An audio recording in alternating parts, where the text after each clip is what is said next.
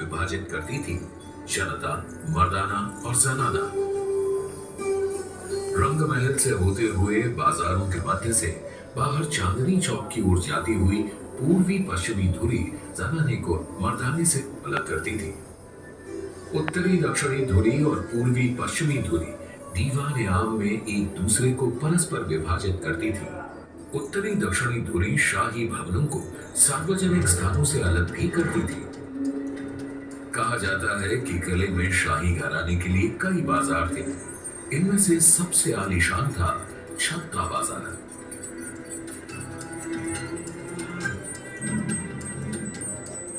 छत्ता बाजार से बाहर निकलते ही आंगन के परे किले का शासकीय प्रवेश द्वार यानी कि नौबत खाना था।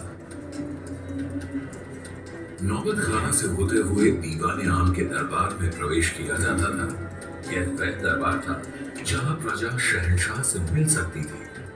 शासकीय समारोह और त्योहार भी यहाँ मनाए जाते थे। दीवाने आम से आगे किले के सभी हिस्सों में शाही परिवार के अलावा किसी का भी प्रवेश वर्जित था। बाग, प्रशासनिक भवन, निवास और मनोरंजन के कक्ष, इन सब में शाही घराने के ही लोग जा सकते थे। दीवाने आम के ठीक पीछे रंगमहल था। यहाँ शहंशाह और शाही परिवार नृत्य और संगीत की महफिलों का आनंद लेते थे।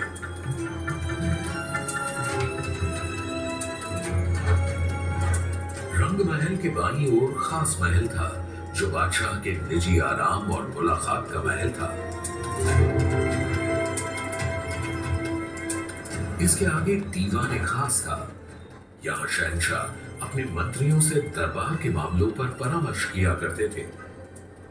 और यही था हिंदुस्तान का प्रसिद्ध सिंहासन तख्ते ताऊस। सिंहासन के छत्र पर दो मोर पक्षियों के बीच चढ़ा था दुनिया का सबसे नायाब हीरा और तख्ते ताऊस की शान कोहिनूर।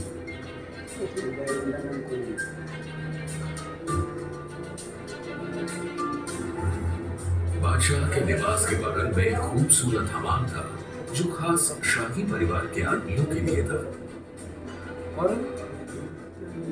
पूरे लाल किले के खूबसूरत भवन में और साथ ही हयात बख्श बाग, मेहताब बाग, सावन भादो और मुमताज महल में यमुना का बेहतरीन पानी नहरे बहिश्त या स्वर्ग की धारा में बहता था। 200 वर्षों तक लाल किले ने कई आक्रमणों का सामना किया और मुगलिया सल्तनत और पूरे हिंदुस्तान का दिल बनकर मजबूत खड़ा रहा।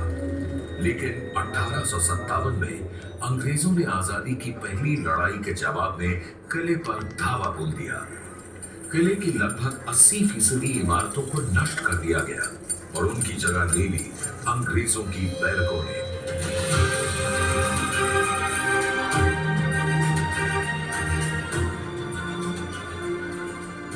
आखिरकार 15 अगस्त 1947 को आजादी की पहली लड़ाई के लगभग 100 साल बाद भारत स्वतंत्र हुआ।